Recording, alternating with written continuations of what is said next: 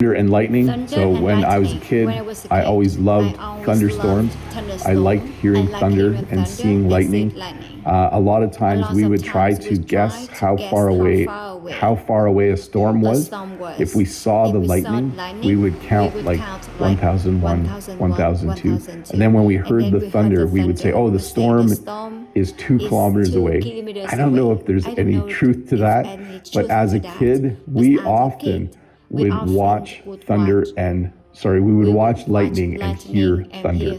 So again, lightning is an electrical release between a cloud and the ground, or a cloud and another cloud, and it shows up as a giant spark in the sky. There's a lot of energy in a lightning strike. So here you see lightning. This actually looks like an AI picture, I think. I'm not sure. Maybe it's real. But you see lightning, and then a little while later, you will hear thunder, because the lightning strike, I think it does something to the air that causes it to, I know, does lightning split the air? This is not a science lesson, but after lightning, you will hear thunder. And it's cool. It's quite amazing.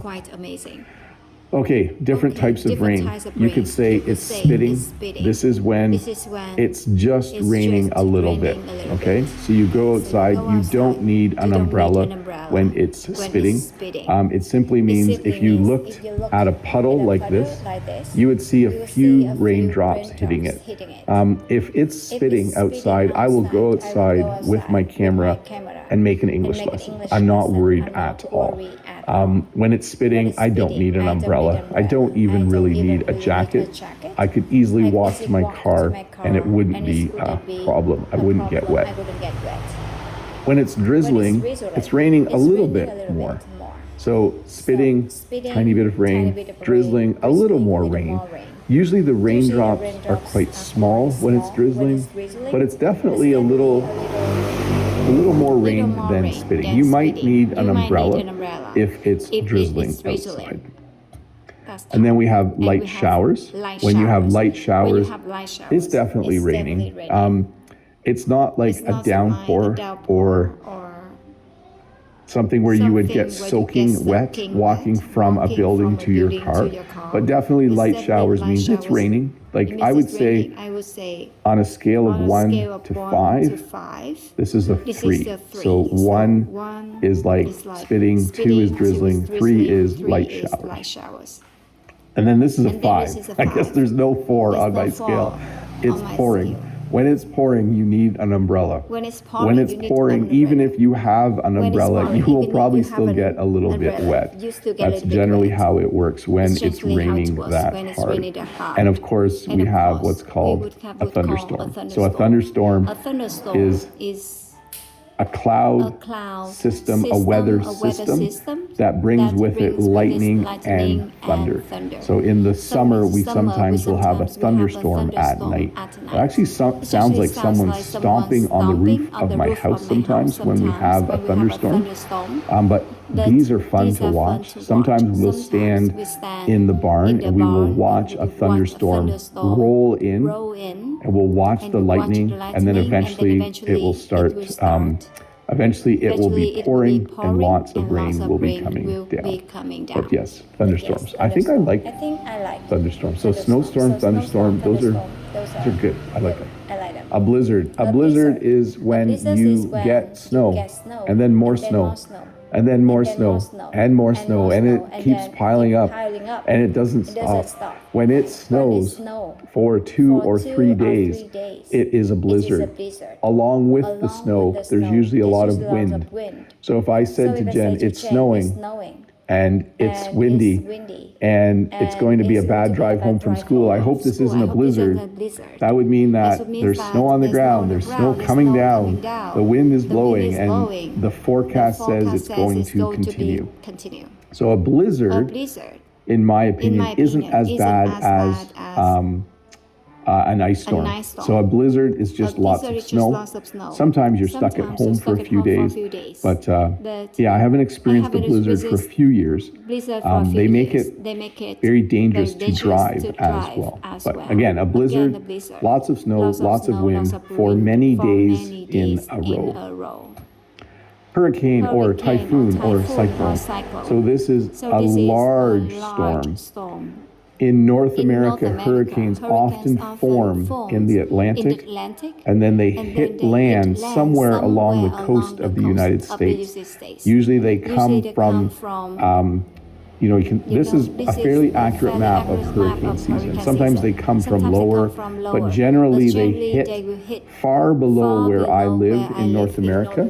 And so they're really, and what is a hurricane? It's a lot of wind, it's a lot of rain, a lot of high winds, like 100 kilometer an hour, 120 kilometer an hour, 130 kilometer an hour winds which damage things. So when it is hurricane season, every once in a while we'll get lots of rain, because once the hurricane hits land, it starts to slow down and spread out. And by the time it gets to my house, it's not a hurricane anymore. Sometimes it's just a couple days of rain. But a hurricane, a very strong storm that forms above probably warm water, where there's lots of moisture in the air, gets very strong, hits the shore.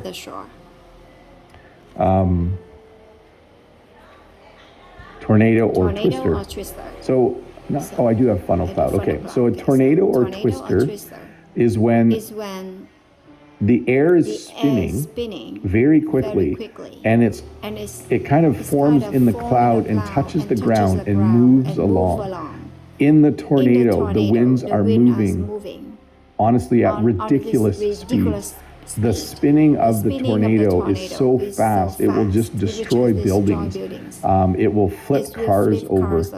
It is not good. We do not have tornadoes or twisters in my area, but in the Midwest of the United States, there's an area that covers a few states where it's very common to have tornadoes during tornado season. Like there's a time of year where they just have more of them. So it's a weather system that forms a funnel cloud, which eventually touches the ground and becomes a tornado. So slight difference, a tornado is actually touching the ground and swirling and moving along. A funnel cloud is like a baby tornado. Again, this is not a science lesson, but the air and the cloud is starting to spin, and it might eventually touch the ground and grow and become a funnel cloud. Very dangerous, not very, I do not recommend going out if there are funnel clouds and tornadoes in your area. A flood. So this is a pretty common type of natural disaster around the world. By the way, we just moved into natural disasters. Blizzards, kind of a natural disaster if it's big enough and long enough. Hurricane, definitely. Tornadoes are a form of a natural disaster. And then we have floods. So a flood is when, for lack of a better word, when there's too much water where there isn't supposed to be water. Usually it might be close to a river or a lake where the water has continued to rise. And now there's water in the town, and there's water across the roads, and houses are starting to get damaged because there's water in the first floor of the house. So a flood is when you have excessive rainfall, you have too much rain, and then all of the rivers and streams and lakes get fuller and fuller. The water can't get away fast enough, and eventually you will have a flood. We have a small flood a few times a year down by our river, but no one has houses close enough for it to do damage, because I think people know that the river floods every spring and every fall, so no one ever builds houses close to that. But a flood, too much water where you don't want water. An earthquake is when, so the earth is made up of plates. So there are different huge sections that can move. And when those sections move, all of us little people living on top feel the earth shaking. I've experienced 2 earthquakes here in my life. We do have earthquakes. But all you really feel is, for a couple of seconds, you're like, you just feel off balance a little bit. Nothing started shaking or anything like that the last time we had an earthquake, but we do have them, and they're just very, very minor. In some parts of the world, they'll say that the earthquake was a certain number on the Richter scale, and it did damage, and things, buildings fell over, and other things. But an earthquake, plates of the earth moving, causing, again, all of us little people and all our little buildings, like if this is the earth, we're here, and then it's just, yeah. The earth is angry. That's what I would say when there is an earthquake. Tsunami. So a tsunami is when you have a large wave from the ocean hit the shore because there was an earthquake somewhere out in the ocean. So it caused the water to start to move, and that movement of the water comes as a giant wave. So tsunamis often happen, well, not often, but the last ones have been in the Pacific. We know there was a tsunami that hit Japan years ago, but it is just highly destructive because the wave is much bigger than what people are used to. When you live on the ocean, there are small waves. It's normal.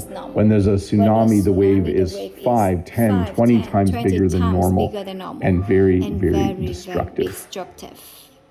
And you don't say the T. This is an English lesson, a tsunami.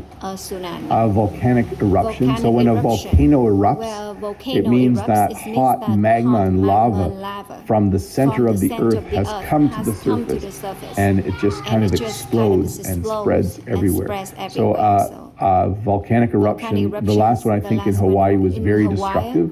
And there was lava flowing. Well, there was definitely lava flowing. I don't know all the details of what exactly was happening on the geothermal level, but a volcanic eruption can be very destructive as well.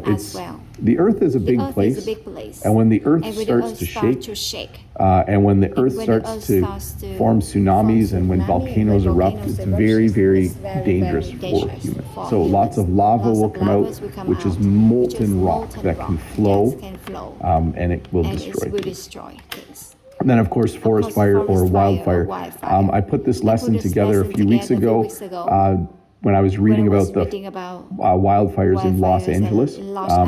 And I thought I should do a lesson on weather and natural disasters. I didn't want to do it right in that time because when people are experiencing it, it's very sensitive to talk about it. But yeah, they had wildfires. So the difference between a wildfire and a forest fire. A forest fire is a kind of wildfire. I guess wildfire is a general term for a fire that is out of control, burning grass, brush, bushes, trees, everything in its path. A forest fire is, of course, just a fire that's out of control in a forest. So slight difference, but you can probably call them the same thing. But definitely very destructive. And again, as I mentioned earlier, when it's windy, it's very difficult to control a fire. I don't know if any of you have ever experienced that. When I had a small brush fire on my farm, it was windy. Jen and I could not control it. We had to call the fire department. So wind just makes fire go fast and spread. But anyways, forest fire, an uncontrolled large fire in a forest. Wildfire, an uncontrolled large fire, in an area where there's just lots of dry grass, dry brush, bushes, trees, and it just consumes everything. And then there's drought. So a drought, simply put, is the opposite of a flood. When you have lots of rain, eventually you might have a flood. When it doesn't rain for a long time, you will eventually have a drought. So then a drought is a significant lack of water. When you don't have enough water, when there's not enough rain, the ground dries up. Plants start to die. Animals have trouble finding water to drink. People have trouble finding good drinking water. So when you have a drought, it is just, it's devastating because a drought happens slowly as well. Like you slowly run out of water. You slowly see plants start to die. And sometimes a drought is also accompanied with lots of hot weather. So not only is it not raining, but it's sunny every day and things dry up. Not very nice. Droughts are not very nice.